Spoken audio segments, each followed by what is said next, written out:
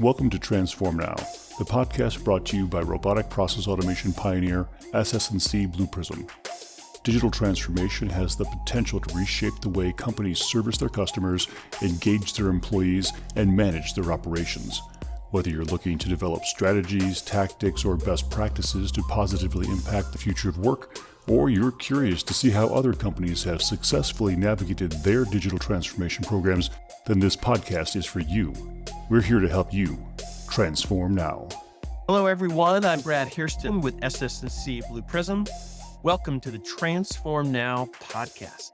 Today, I'm very glad to have as my guest my colleague, Tony McCandless, the Managing Director for SS&C Blue Prism in the UK, Ireland, Benelux region. Tony and I will be discussing his thoughts on how he is positioning intelligent automation with CIOs and his perspective on other market trends. Welcome, Tony. Why don't you introduce yourself before we get started? Hi, Brad. Thanks for the invite to do the podcast with you today. Yeah, my background is I've been at Blue Prism for about 18 months now. And prior to that, I've actually been a customer of Blue Prisms and was CIO for a number of organizations in financial services, utilities, and also in renewables. Excellent. I know that definitely gives you a really interesting perspective, having been a customer and now being a Blue Prism advocate and automation enthusiast.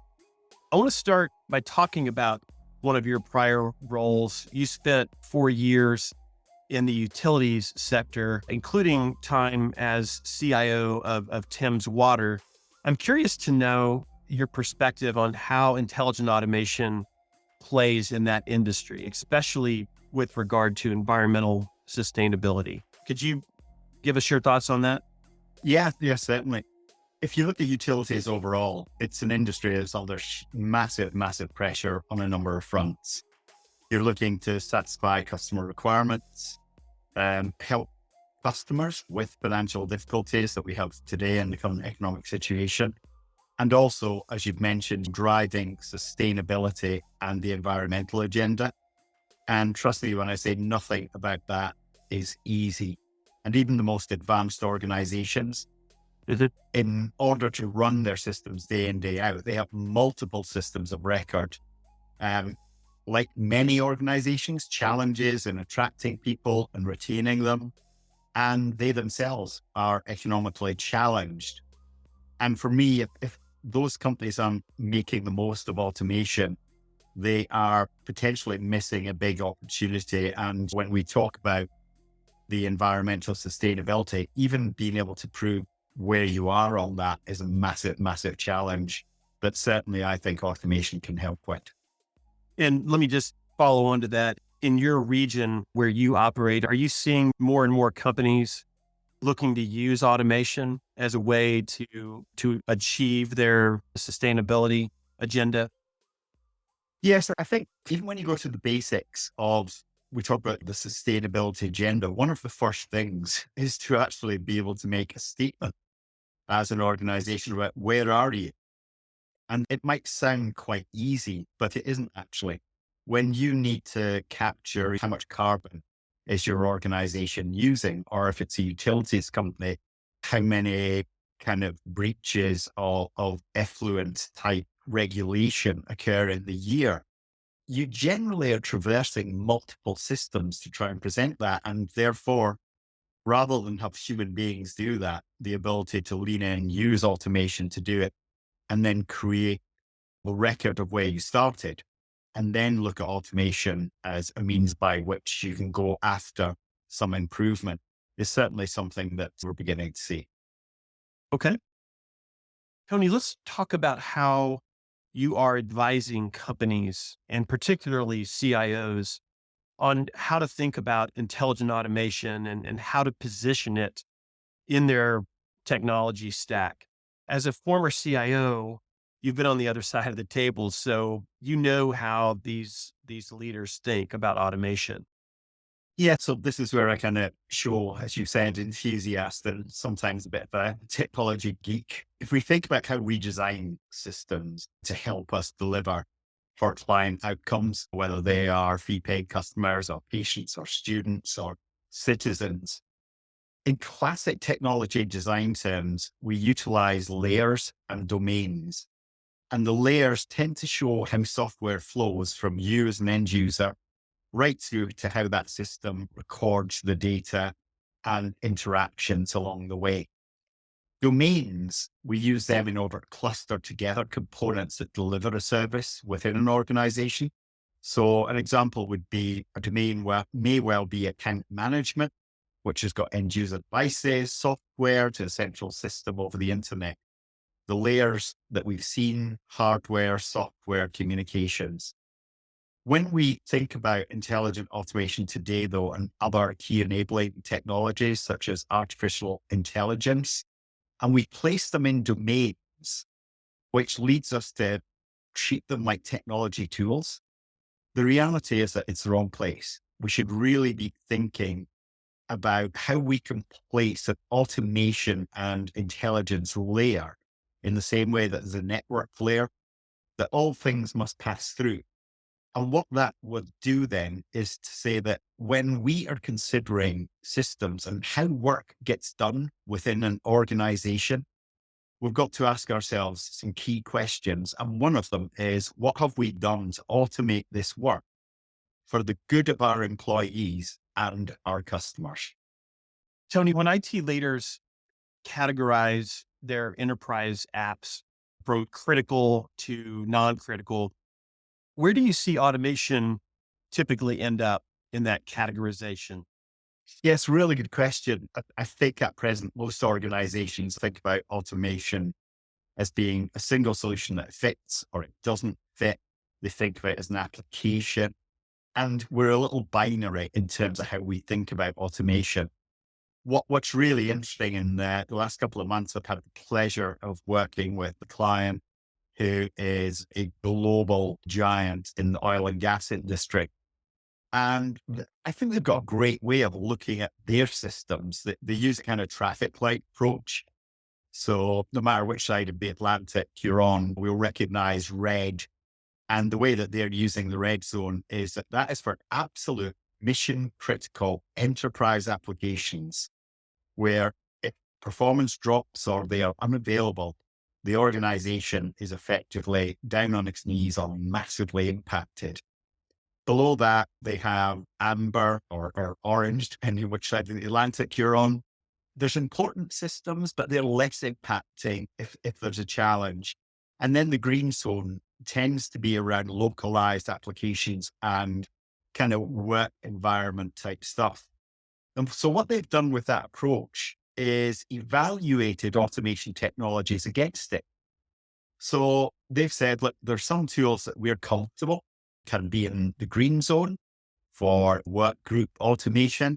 There's some potentially within amber, but within the red enterprise critical zone, there is only one single vendor for that automation. And there will be no surprise that it happens to be Blue Prism. And why is that? Well, if you're going to have automation helping to deliver outcomes from your mission critical red applications, the capabilities of that automation platform have got to match the resilience of the applications that they're dealing with.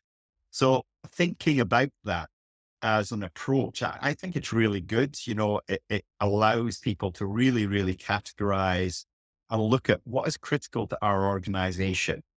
I think we've got to be flexible and match the automation technologies to the task at hand. And also, don't be afraid of having more than one technology in play. It isn't a one size fits all. Mm.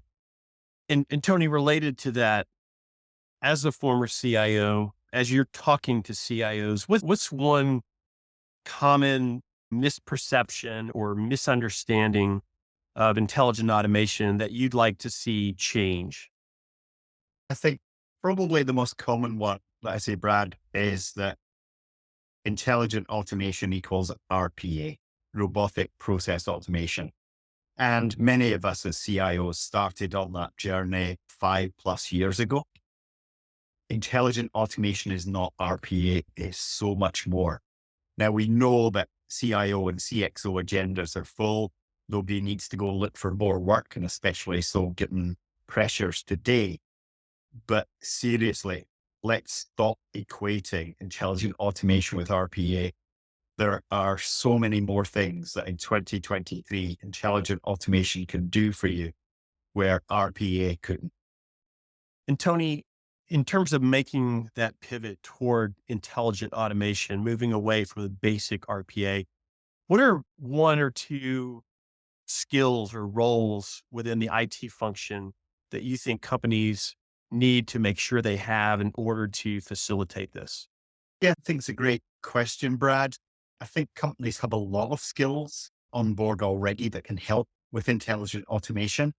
An example of that is that they generally have some form of business analysis, which is incredibly useful when it comes to thinking about how do you really lean in and get a business view into the technology capability as well.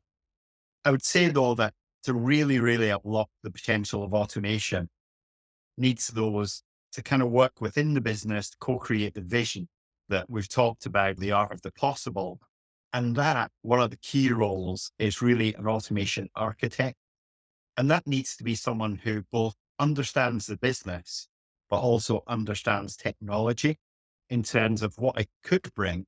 So they can really act as almost a glue between the business expressing a desire to do things in a different way and being able to then say, okay, when we look at intelligent automation capabilities, RPA, decision-making, human in the loop, here's where I'm hearing there's an opportunity to bring that to the table. And then I think once we're kind of past that, creating the art of the possible, then there are a series of technical capabilities that are required. There's no easy way around that. But I think there's a great choice in that you can grow those capabilities internally within your technology department or business department. And the reason we say either is about 40% of today's technologists actually work within the business directly. Mm-hmm. So it's no longer everything resides in the CIO tower. So those technical capabilities can be grown. I think it also offers the opportunity for people to learn new skills, which people are keen to do to remain relevant. And then I think there's also an opportunity to say that, well, if you can't grow them internally, you can partner with any number of organizations that will help you deliver the outcomes, and you can even wrap that up into a service. So I think there's a number of things that you should look at. I think the automation architecture role is one that's really critical though in really being able to listen to the business and then create the art of the possible vision. Tony, let me ask you about a specific trend in the automation space. While human in the loop has been around for a while, a new trend appears to be on the rise around machine in the loop, where machine vision and AI are used to QA human-based processes. What are your thoughts on this?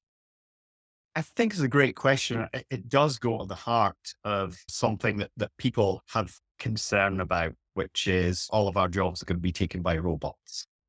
So I'd probably tackle this from a slightly different angle in saying, if we looked at it from a more holistic business process angle, for a long time, we've had business process management as a discipline, and we've had automation about for less time. So it's slightly less understood. As the latter gained momentum, though, it was often based on looking for the perfect process to automate, which meant everything in that process could be automated. There was no need for human intervention.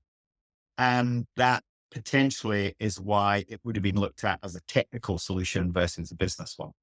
Mm-hmm. I think in 2023, though, I can see both aspects coming together with business process management and intelligent automation really becoming intelligent business process, meaning absolutely use BPM thinking to examine all of your organizational flows, But as you're designing, consider how can you bring automation into it to deliver the outcomes alongside the elements that are delivered by human beings, and start thinking of digital workers as assistants to human beings. Let's work out how we let human beings become more free to deliver up the things that we are absolutely unique at in relationship management, empathic understanding of fellow human beings, and creative solutioning. So the human stops serving the systems, and instead the systems serve the human beings. And as we all know, customer experience will improve. If you look after your employees, they're in a better position to look after your customers, and hence double down on that positive, improving employee experience, EX, and lead to customer experience, CX, improving at the same time. Getting the humans to stop serving the systems and get the systems to serve the humans. That's extremely profound.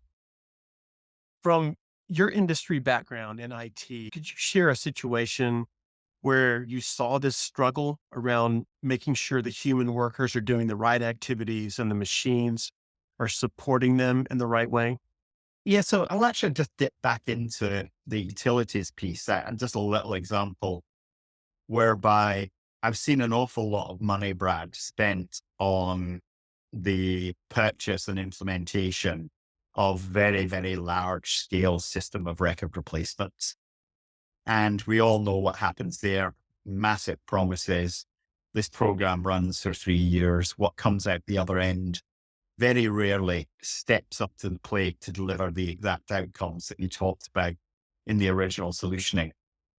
And I've seen a number of them. And when we have looked at them and looked at them from the employee angle, in some instances, the systems that have replaced older systems are more complex, less easy to use for the employee, and actually lead to a dip in customer service. Now, in one of those situations, what we were able to do was say, okay, this is crazy because the contact center person involved would need to be going up, looking multiple systems of record, going from one screen to the other, despite the fact that this was a new system costing a couple of $100 million. And we were able to layer automation on top of that and say, let's take that stuff away. The human being doesn't need to do it. When the agent gets to that point, let the digital worker do it. Let the digital worker come back to the human being in order to give them all the insight they needed and to be able to talk to the customer much, much faster about what they could see and resolve the customer issue. And I know that's industry specific because I saw it happen there, but I do believe that that sort of scenario does go across industry. We have examples where we have intelligent automation that really, really helped with the pandemic. We're currently doing work in the UK about reduction of cancer backlogs, etc. All of this stuff is about how can intelligent automation really help the human being do their job. That's great stuff, Tony. Thank you.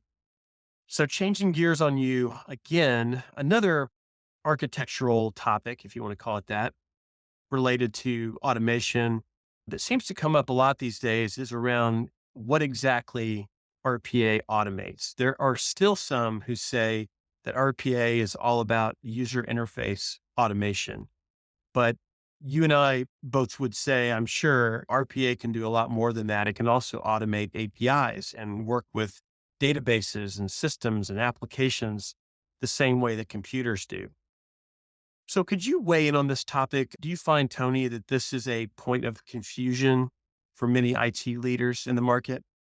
Yeah, so I would agree it is a point of confusion. And I think some of it, Brad, is driven from people who are real advocates in one camp or the other.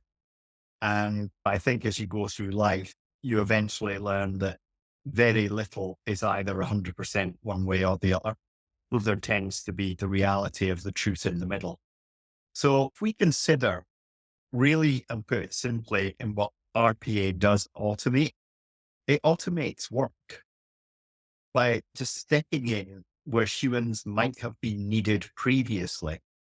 And then when you look at the confusion about RPA and APIs, people imagine an API just brings levels of automation, where the reality behind it is it brings reliable and much improved integration between different components in a technology ecosystem.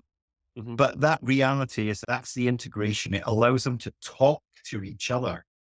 But the work that relies on these integrations being in place still needs to be triggered, and it needs to be managed.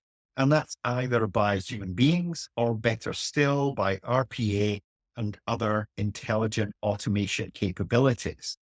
And as you said, we know that where you do have strong APIs between systems, that's fantastic, because when you put automation on top of that, you can really, really rely on the data exchanges that are going between different systems.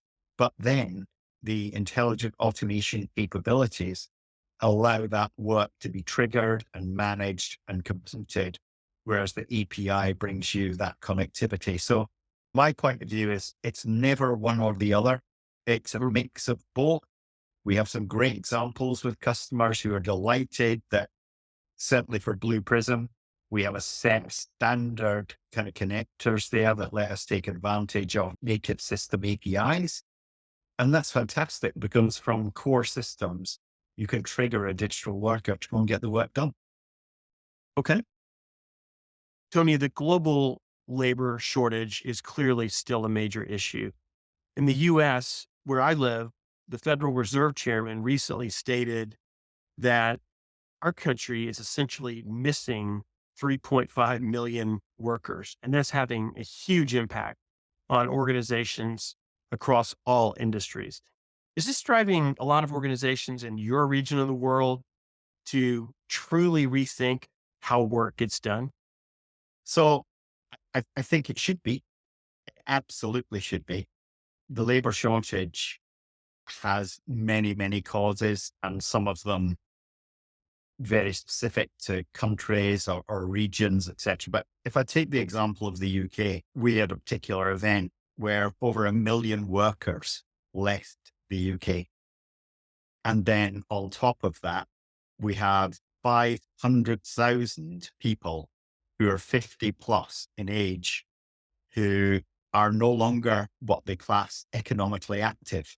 And only this week, we've got some insight to that yes, there are undoubtedly people taking early retirement as a response to the pandemic, thinking, I want to live a different life. I've probably got enough to get by on, so I'm going to stop work and go spend time with the kids, the dogs, the whatever. Yeah. But a more serious element of that is that in that 500,000, there are high degrees of sickness and stress and such like. So when we look at that combined just for the UK, Brad, you're talking about 1.5 million people. We have 1.5 million vacancies. So something's got to give here.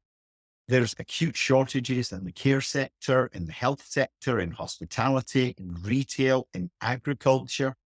So we have got to lean into this and say, whoa, let's look at the work that gets done. How can we reduce the volume of the work that takes a human being to do? How can we add automation in there, assuming that the same outputs are needed?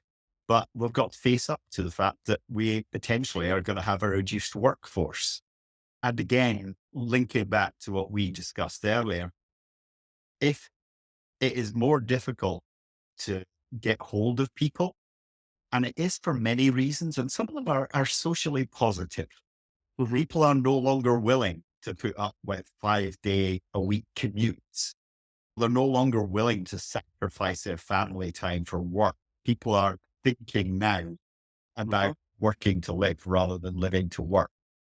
With Mhm. all of that, then it's beholden on us as employers and responsible managers and leaders to really think about the employee experience. Because if you get a name for having a good employee experience, for looking after your employees, you will attract them and you will retain them. And in the situation that we find ourselves now, that has got to be an advantage. Well, Tony, let's wrap up with one final question. And you've spoken to this to some degree already, but if you had to identify one new trend related to intelligent automation that you expect to see specifically in your region this year, what would you say that would be? For me, I think, and I don't think anyone's coined the phrase, but maybe we should copyright it, Brad, but the intelligent business process angle, where many organizations have got business process management system, they have intelligent automation. Can we bring the two of them together and begin to really kind of dip in and out from BPM into intelligent automation? And that way, I think it will bring intelligent automation thinking into the wider business context. Now, we are fortunate as an organization with the acquisition by SS&C. We have both of these abilities, and we are now doing a lot more work to integrate and make it easier to build processes in BPM and then see which can be automated. But I think that's genuinely an exciting area to be looking at. And it's certainly one that we're talking to clients about. Very good. Well, Tony, it's been a great conversation with you. Your perspective on what's happening in the market and where you're hoping to see your clients go with the way that they're utilizing and the way they're thinking about automation is really, really interesting. So thank you for being on with us, and I wish you the very best. Thank you, Brad. Thanks for tuning in to Transform Now. For more insightful discussions on digital transformation and more, check out our podcast channel where you'll find all of our previous episodes. And to make sure you never miss an episode, subscribe to the show on your favorite podcast player. And if you like what you've heard, please leave us a review. For more information about digital transformation and the future of work, check out blueprism.com to learn how SS&C Blue Prism's digital workforce is enabling enterprise transformation now.